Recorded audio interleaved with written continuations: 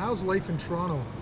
Oh man, I would say everything's the same. It's just big city Duron. I get to go around and see what's going on in Toronto. It's my first time extended in Toronto, so I'm everywhere. I've been riding my bike. I ride my bike every day. I'm gonna ride my bike to the game tomorrow, and just sightseeing. Is it easier to be anonymous in Toronto than it was in Regina? Definitely. I don't think anybody in Toronto is worried about Duron Carter on his bike, like they would be in Regina. Do you miss that? Because you couldn't go anywhere in Regina if people didn't know you. Oh no, not at all. I mean, I love just being a guy on his bike in the city and sightseeing. I spend time just sitting out looking on the water. It's fun.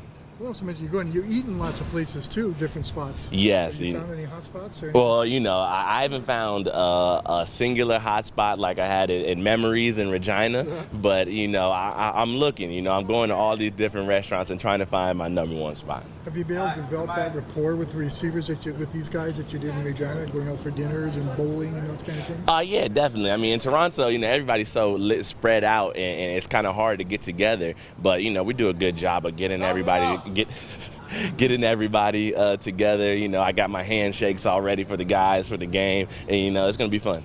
Have Argo fans, they've noticed you around town? They know you? Yeah, a few people have had my jersey. I haven't even seen my jersey on sale, so I don't even know how they got it. So, that's definitely heartwarming, just to be able to come to a new city and people still, recognize you for what you do. Is the lack of interest in the Argos overrated here, do you think?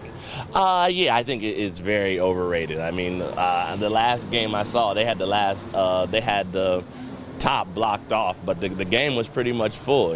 People recognize us on the street. There's people at practice. So I think the media does a terrible job on expressing how Toronto Argonaut fans really are. That's her. There's like a blame game. What about facing your former team?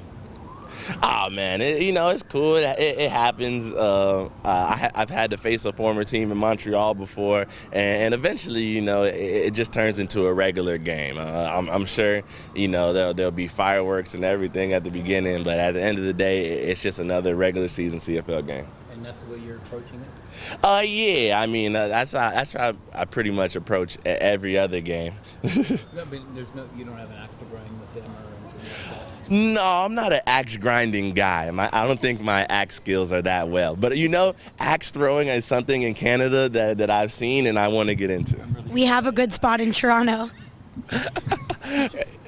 Everything you've gone through with the riders being cut, do you find it humbling? What was it like as a person, what you went through in the last 5 weeks? I guess anytime you get fired, it's a humbling experience. But at the end of the day, I'm still being myself in Toronto. I haven't changed, one bit. And Coach Tressman has accepted me, and all the receivers, and S.J. Green and Mac. And I just want to be able to gain more trust, and that turns into production on the field.